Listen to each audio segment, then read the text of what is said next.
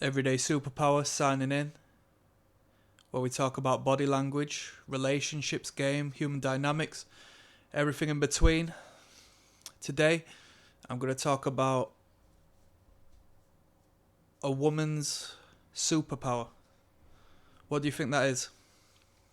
It's her sexual energy, it's her sexuality. The woman's power lays with her sexuality, with her seductive power. Men physically stronger. Men,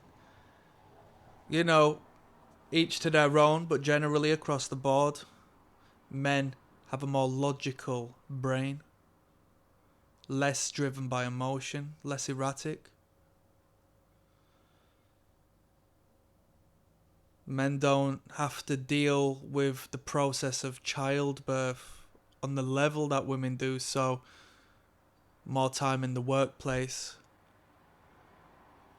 Biologically speaking, men have the provisional undercurrent that needs to be fulfilled, and in order for that to be fulfilled, each and every man has a component of his brain that needs him to drive to be number one. That's where envy comes in with men who have got what we want. It's where jealousy comes in. So with that being said, to even the playing field, the woman has her sexuality, she has her aesthetic. As men, we adore the physical. We adore what we see before us. Generally, a man's not going to be looking for a woman who is career driven and wants to spend her time at work away from the kids. That's the fact. That's very masculine. A beautiful woman can get with the most wealthiest of men and jump her way to the top, given she has the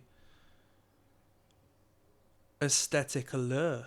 If she looks the part, a man will fall to his knees. This isn't to play down the woman whatsoever. If anything, I'm playing down the man, because the man will work his entire life just to bring up a woman who never had anything, down to the fact she is genetically gifted and looks the part. Because that man wants to procreate with them genes. That's why the two meet. You know? The alpha woman is feminine and accentuates her femininity, whereas the alpha male is powerful, driven, ambitious, and accentuates these masculine traits. And when the successful alpha male meets the beautiful, accentuated, feminine, sensual energy of the alpha female, it's the perfect match, right? So I say that to say this. Boxing, I don't know if it's more of a British thing at the moment than like a global thing, an Americanized thing, but the women's British boxing at the moment, there's a lot of good looking women who are using this to sell OnlyFans subscriptions. And that's not to detract from the fact that they're good fighters, but clearly they wouldn't have to do that if the money was too good in boxing. They could just get their head down and focus on that. But the money that is generated and garnered from the sexuality and the good looks of that woman is more so better to use this masculine space in front of masculine eyes to promote the hoeing. And of course it's hoeing. These women go on OnlyFans, right? And they think they're independent. No, because somebody owns OnlyFans and somebody is paying themselves millions week by week due to the cut they take from these content creators. These women are getting pimped. Look into it. These women are getting pimped. They're hoes. And the men who pay for the membership, they're tricks. They're tricking, right? The pimp game is still alive. It's off of the streets and on the internet. And these women who do these OnlyFans, they're hoes. But there's a reason why this system works. That's the way it is. The woman sells using her sexuality. You can take a woman painter and she can paint. But the moment you have her painting with her cleavage out and the tight pair of trousers and she's in great shape, you watch how the view count rolls in. You watch how suddenly she starts to pick up momentum and grow. Little harder for a man to do, unless he wants to be attracting men, generally speaking. Because the man is attracted through the gaze, yeah? No pun intended. Whereas the woman, so many other factors. But I say all that to say this, right? With that little dialogue out of the way. This information is incredibly powerful for you as a man who wants to attract women and be more successful with women, because if you remove the sexual element from a woman's character, it renders her powerless against you. You see? So normally the man pursues the woman and places himself in this subordinate position and pedestalizes the woman, and we know that doesn't work. We know that doesn't work. He pedestalizes the woman in pursuit of her because he finds her sexually attractive. And she knows she has the power over that man. And that is why these women are making loads of money, and why they should make loads of money, because it's a biological truth. And people say you're wrong to highlight this fact. Stop sexualizing women. Well, I don't know. I guess it's a thing. He said, stop sexualizing women. And then the men will argue, oh, women want all these rights, and then just go and sexualize themselves and blah, blah, blah. It's an argument that'll never stop, right?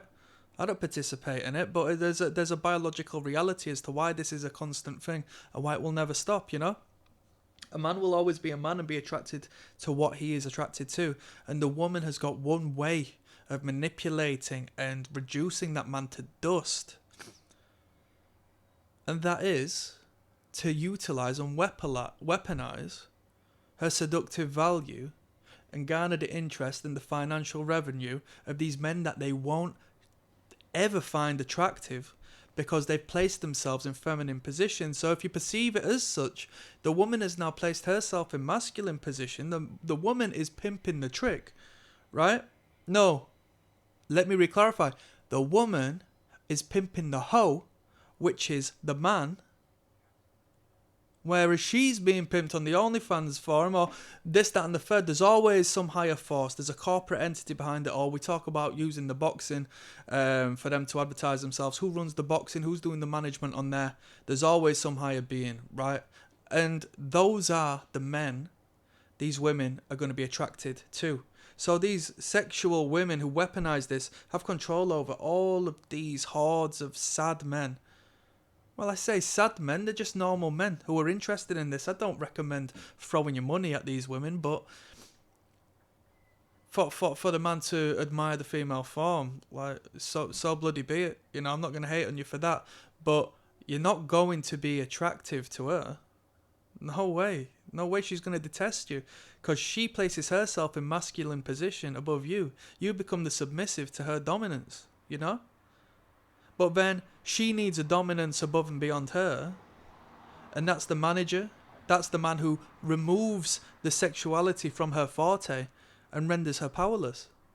So you can do this wherever you may be. You don't have to go around talking to sex workers all day. You can go on a single date with a woman, or you can be in a conversation at a supermarket with a woman, and the way you go out of your way to detract all sort of sexual dialogue and interaction with this woman or pursuit of this woman, to confirm to herself that she is valuable and to see if she can actually affect your reality, you know, in all, because she's got a frail sense of self, a frail ego, yeah. She needs to be attractive because it's her biological wants and needs. She needs to procreate if she's of age to do so. And with that being said, I mean menopausal, you know, you dumbass, not the other way. So she needs to know and be aware if she is valuable within the dating market, and she's on this constant subconscious pursuit of finding out who finds her attractive and dialing in this information so she can consistently be calibrating where she exists in the dating market. And the moment you stop giving her that attention, you place her above and beyond the rest of the men who give him that. Now she's going to pursue you as opposed to you pursuing her. You see how this works? It's a dynamic. It's a shifting dynamic. I mean, we have sort of spoken in the world of, pimping and hoeing for a second, which is not something I really go on about on this channel, but it is a dialogue that needs to be discussed because this is the way the world works, whether it be in a corporation, whether it be in a workplace. And we all play it to some extent. Respectfully, you're tricking off of me by watching the video. And I'm in whole position, right? Because I have to abide to YouTube's policies. I'm on their platform. So whomever the CEO is, that's the pimp. They're garnering the ad revenue and, you see how this all works. And this ecosystem can't work without one or the other. So there's a biological protocol that exists within this. And quite simply put, the woman's superpower is within her attractive nature and aesthetic. And when you reduce that to nothing, what else has she got to give you? Because now you can give her the world. And she'll see you as such. I want that man, because he must have something, because he's not falling on his knees to worship the ground I walk on like most of the other men I talk to. Most other men are in pursuit of me, whereas this man's got better stuff to do. His mind's elsewhere. He's not bothered about me. Does he find me attractive? I'm starting to feel insecure now. Insecurity, anxiety. She starts to get a little bit wet between the legs. In your presence, the dominant man. The powerful figure. There we go. A little bit of a darker one, but that's real psychology. That's the reality of it all. And on that note, I'm going to sign out, people. So I'm uploading each and every day. Click like and subscribe. And with that being said, I got 2 links down in the description. One of them will take you through to the catalogue of body language, right? 220 plus videos there of how to read people through their subconscious behaviours. Yeah, free of charge because it's on YouTube. Second to that is the Patreon, where you'll join me in watching real life dates. Yeah, stumbling and bumbling. It's getting a little bit late. I don't know if you can hear that ringing in the background. It's sending me wild. It's like a dog whistle. On the Patreon, you'll see me analysing, assessing, observing, and telling you how to find attraction and repulsion cues. Yeah? You'll see that in the real life around you because we're all wired in the same means. Wherever you are in the world, you'll take that to the real life and you'll become Casanova. I'm signing out.